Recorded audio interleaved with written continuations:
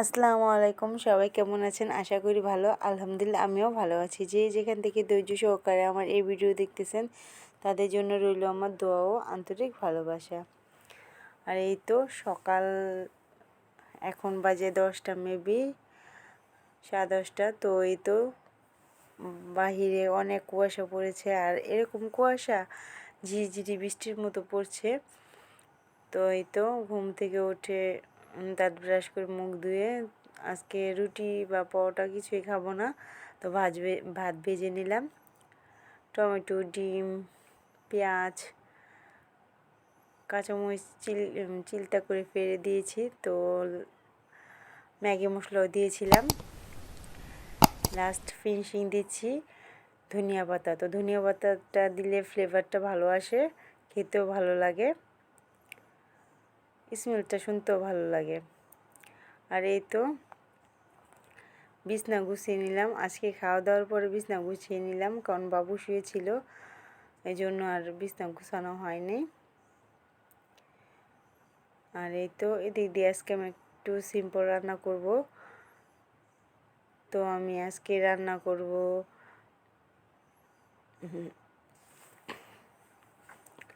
আলুর দম। তো সব মশলা দিয়ে কষিয়ে নিচ্ছি, যা যা উপকরণ লাগবে। আর আমাদের মরিচের গুঁড়োগুলো একটু লাল লাল টাইপের, তো একটু তরকারিও লাল দেখা যায়। আর এমনি তো আজকে আমি অনেক ঝাল দিয়ে ফেলছি তরকারি।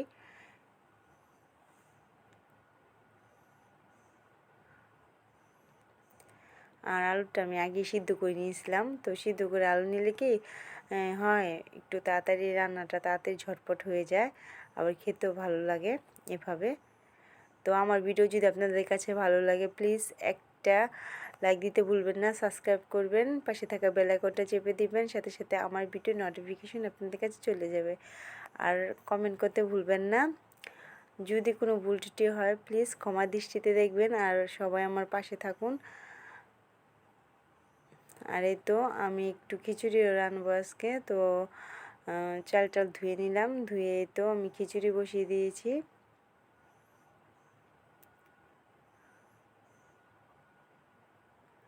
তো খিচুড়ির চালগুলো আমি ভালো করে কষিয়ে নিলাম, আর অলরেডি আমার খিচুড়ি হয়ে গেছে।